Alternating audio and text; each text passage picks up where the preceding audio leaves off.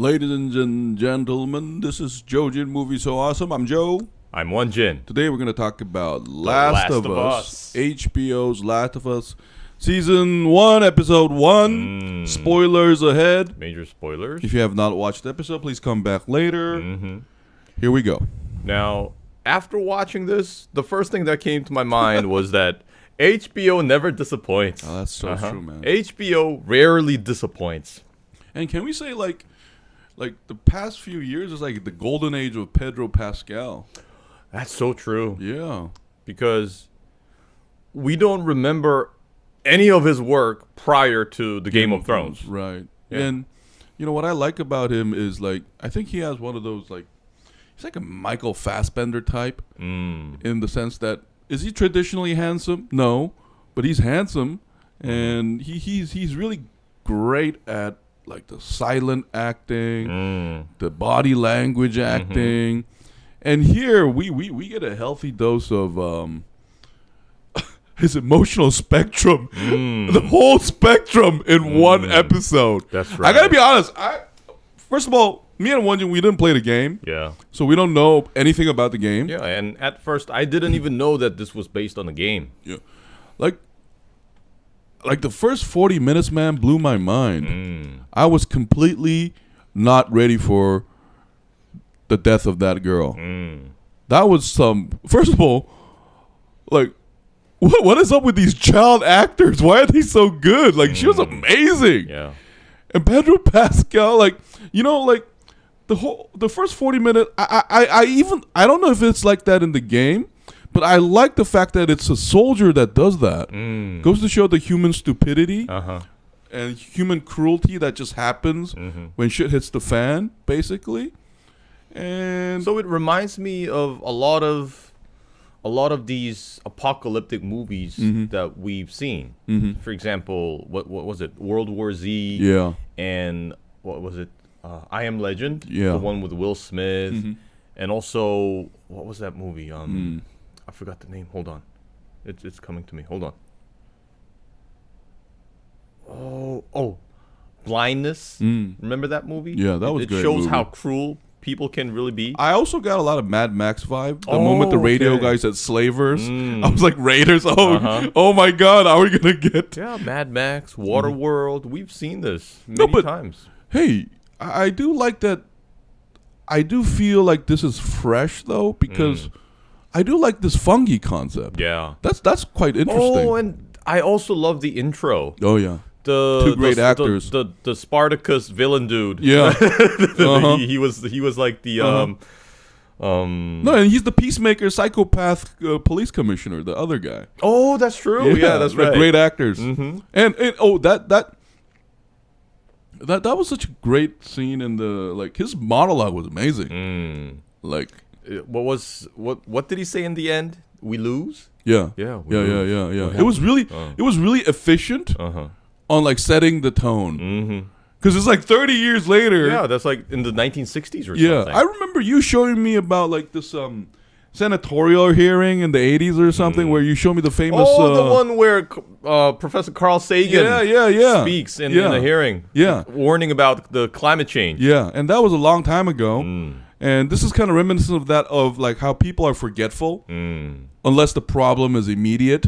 They tend to push it aside and forget about it. And instead of coming up with all these, like, montage or some other explanation for what this virus or whatever this is, like you said, it was very efficient. Because when shit hits the fan, we immediately kind of understand what's going on. We know why these people are behaving in such a way.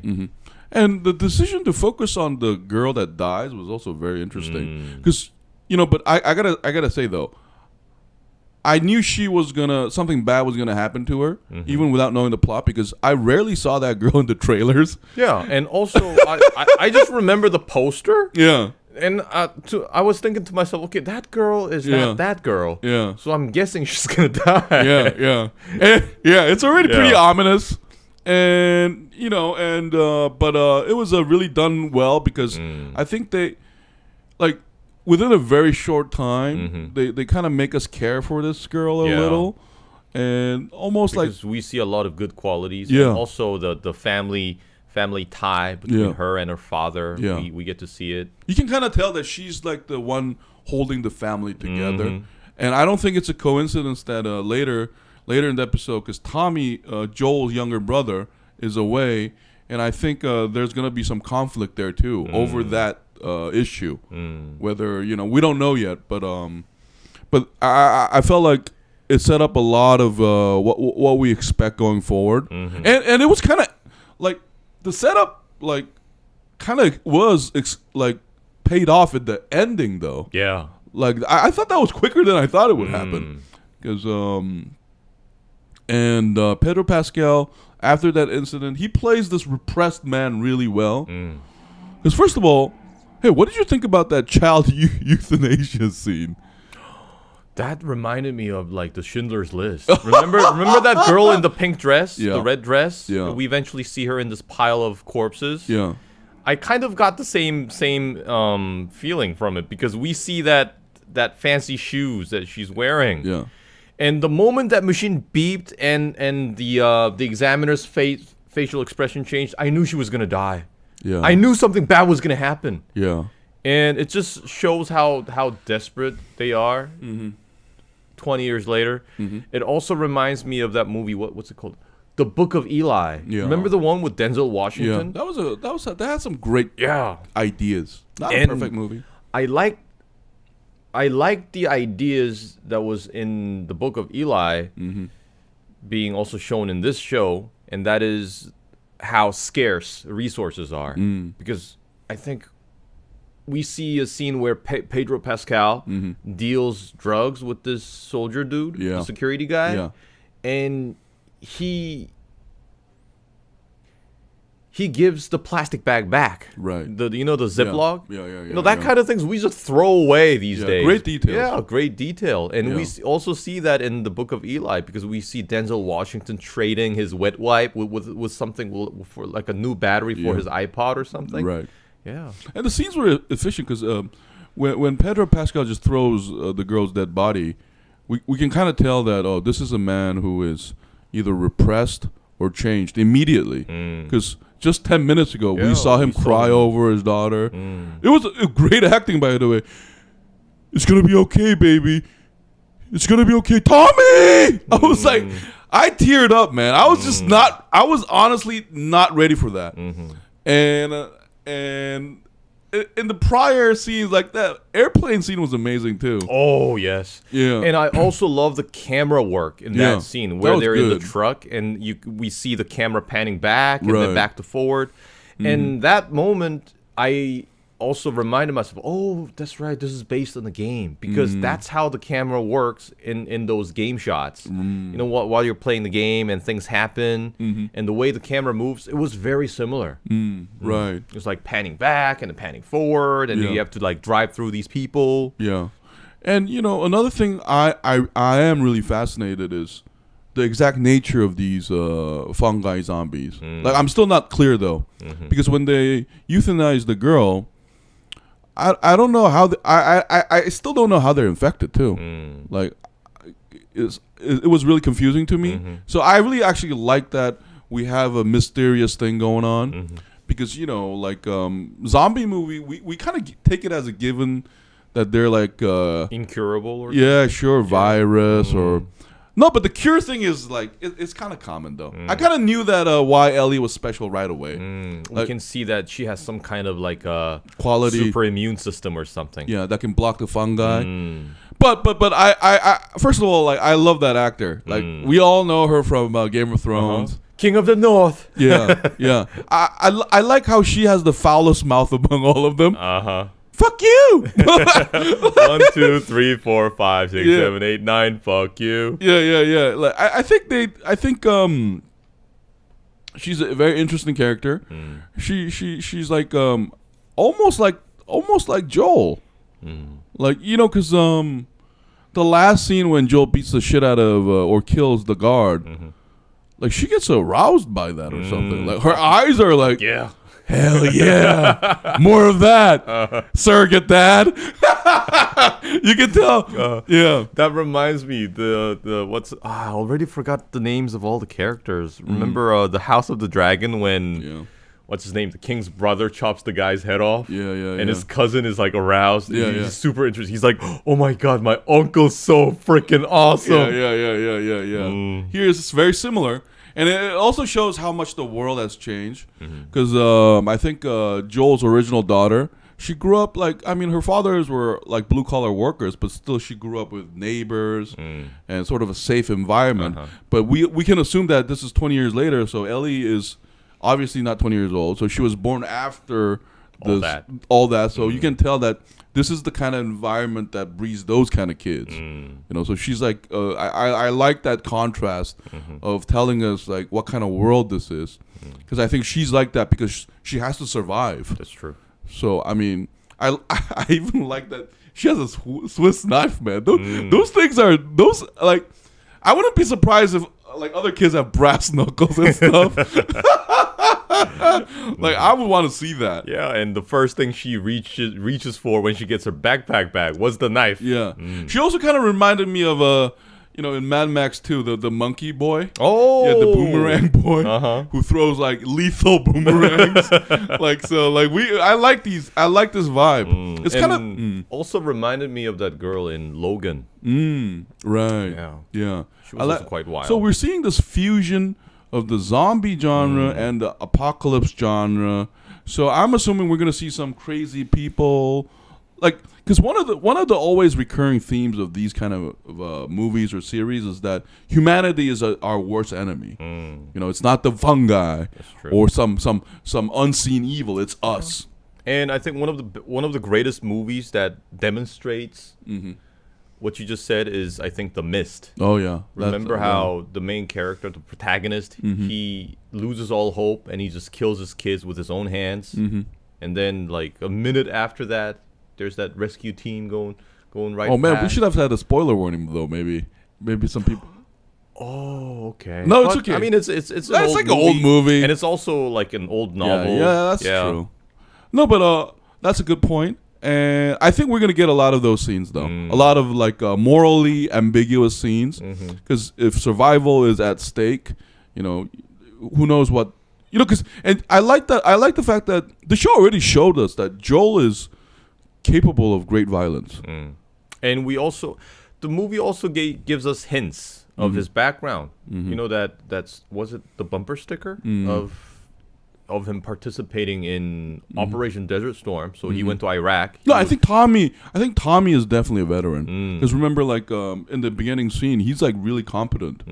Like he almost like that. And another interesting thing is the Fireflies. There's already a rebel sect here, and I like that leader lady. Oh, Toughness. Oh, she looks so. The casting is brilliant. I think I read somewhere that she is in the game as well in that role. Like I don't know, but like she's like a perfect like female Che Guevara. Follow orders. Che Guevara of Boston. Yeah, because that's directly from the line. Oh, and I even like that Tess woman. Like, I like how she also seemed pretty badass. Yeah, because like this show has been so good at introducing characters. Like because this is an hour and 20-minute long, but it was done very efficiently, I think. And Tess is there. I love how she's negotiating. It goes to show how like clever she is. Because she's getting beat up by, I don't know, like future gangsters. But she's like, look, man, I'll pretend this never happened. I'll just say that I got jumped by a few kids. And then like 20 minutes, beat the shit out of it later. Like, I like how like the natural instinct is like among these people are distrust. It goes to show like what a harsh world this is. Like no one trusts each other. There's this like underlying sadness too. Yeah. Like it's the rain and the dreariness. This is a common theme among all these apocalyptic movies, like the Book of Eli and everything. Even in the Book of Eli, there's someone, I think there's a family who's very hospitable and offers meat. This is called Wonjin the Spoiler Man. Yeah, it's not like a critical spoiler, but it turns out that's like joking, that's like human meat and stuff. Yeah. So But you hey, really but trust anybody? I do like that it's a journey though. You know, because even in Game of Thrones, like the journey part has always fascinated me. Even especially like Arya and Yeah, the the Hound, and you know how, I love. It's like I love when two different people are paired together and they find themselves and each other during the journey, and it becomes that beautiful thing. You know, because life is a journey. So like, and I guess it kind of makes sense because it's like a game. Yeah. So like journey, every game is like a journey basically. So like, I like that concept how they're starting off, and I'm also interested to learn more about this world, though. Yeah. Like, what is, like, Firefly? Why are the Fireflies, like, thinking of curing the disease? What is FEDRA? Is it some kind of a Resident Evil umbrella core shit or something? You know? And what's going on in the other quarantine zones? Yeah, exactly. Yeah, and what's up with Tommy? Like, why aren't you guys together? Where did he go? Like Wyoming or something? Yeah, and his casting is really good, by the way. They really look like brothers. Like one guy looks like the dad, one guy look like the mother, and they're both Spanish. Because that Tommy actor is also he's also in a lot of stuff. I don't know. I don't remember. I can't remember him, but I've seen him around. He's like a great actor too. He's a great actor. And I also like this mystery horror thriller element in the way the scenes were shot, especially when the symptoms show from that old lady. I love that shot because it was so silent and quiet. We see that, and also the focus is on the girl, that we don't see her clearly, but we can definitely see that something's going on in the blurry field. It also reminded me of It, the second part, where Jessica Chastain visits that old lady, and then she turns out to be like this like crazy witch or something. Yeah, that great scene. Yeah, that. The first part was better though. The second part was kind of like I don't know. Yeah. The first. The lesson of the second part is if you meet a bully them back. The first one, even the intro was terrifying. Yeah, the first one was good. I think we're gonna get a lot of smart scenes like that because I bet the game is like that too. Yeah, you know how cutscenes are like that, and I think we're gonna get a lot of like I guess the creators because creators of this kind of show. They have to please the fans. Yeah, and also it's HBO and new audiences. They gotta live up to the name. Yeah, and I like the fact that it's HBO because I admit some of the scenes were much more violent than I thought they would be. Like, and I still don't understand like the zombie mouth thing. Yeah. That was disgusting and amazing at the same time. I like that design. I wish we would get like Resident Evil like level creatures though, because the Resident Evil, the first movie I enjoyed. The rest is just, whatever. But the first movie, like, I love, like, all those elements. And I wish they can bring if the game has those kind of creatures, I would like to see them. Yeah. Like, because, and I have a feeling that Joel's like a tough guy. Yeah. He kind of reminds me of the Doom guy, too. Like, yeah. In the original Doom game, single man, except you have a baby, a girl. And... Think about it. It's just like the Mandalorian. No, but I think she's even more competent than Aya in the beginning. I don't think she's bluffing with the knife. I get this feeling that she's gonna use that stuff a lot to stab someone to death. Yeah, I mean, who knows? Like, I also got one more movie. It did remind me of. Have you seen the movie City of God? Was it the Brazilian? Yeah, movie? the Brazilian slum movie. I saw it a long time ago. Yeah, because in there are a lot of like child murders and child killers, and I think we might get that too, like because here we can definitely tell children are not only disposed of like garbage, basically people's lives don't matter here, but they're also going to act that way, and I would love to see some of that, like child soldier stuff, like really dark humanity stuff. And anyway, yeah. But one thing I'm worried about is the whole show is going to be limited to what the game has developed.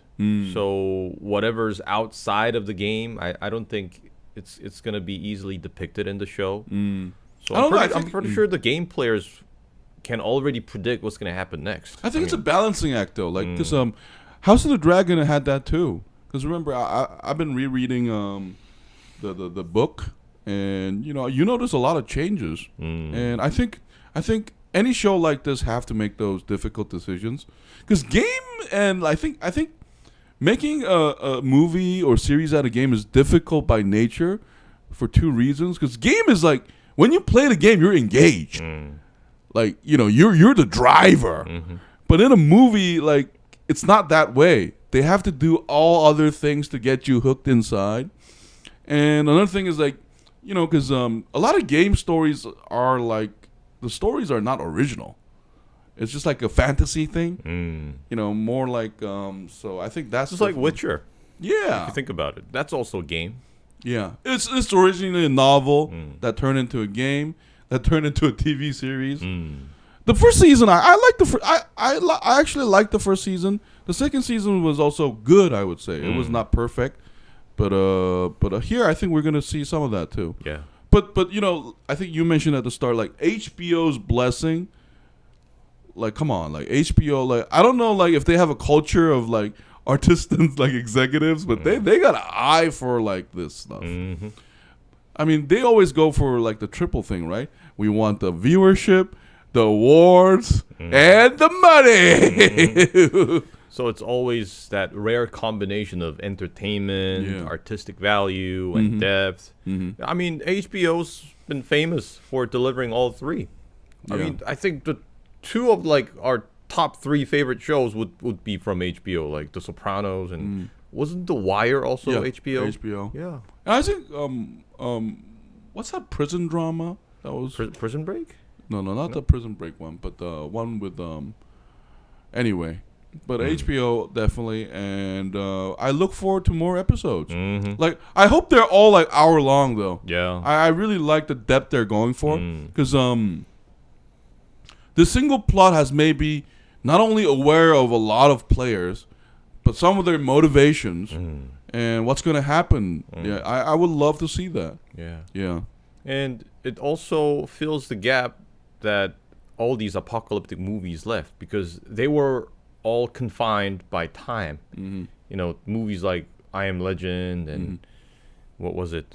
The other ones, Book of Eli. All these movies, I'm pretty sure they had more story to tell and more details that they could have shown us, but they just couldn't because they were limited by time. But now that we have a world where these streaming shows have basically, like, unlimited time, they can depict the show that the creator meant to. So I'm glad that this is being released as a streaming show, and instead of a movie. Yeah, and the pilot was done well in the fact that we already know what's at stake here. Because first of all, since Joel's original daughter died, I think we can safely say that Ellie can die too, and Joel can die too, and Tommy can die too. And not only that, like, she basically is the cure thing. So, like, I like how it set up the main plot. And all these other Firefly, FEDRA, I'm sure the side plot that's going to sauce around.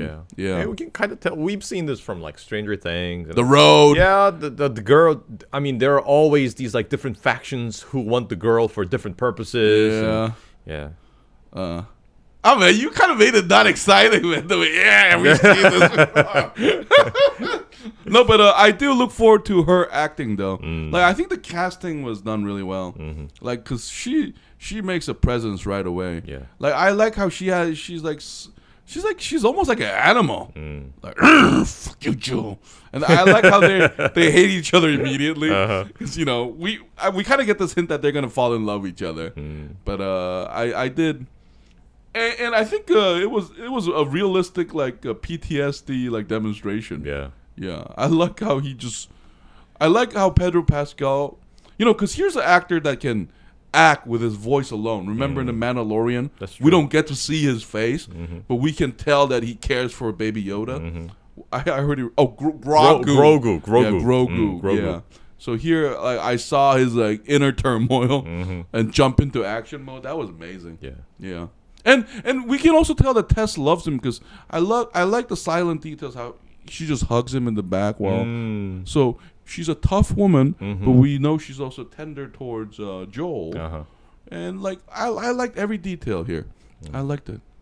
So I look forward to the next show. We definitely look forward to. We hope this quality continues throughout the series. I'm hoping that they can keep this up because it was a great start. Yeah, definitely. Anyway, I think that wraps up our first impression / review of the first episode. Did you like it? If you liked it, please share your thoughts on our comment section below. If you like our discussions, please press like, subscribe, and we'll see you next time. This has been JoeJinMovieSoAwesome. I was Joe. I was one Jin. Bye-bye. Bye-bye.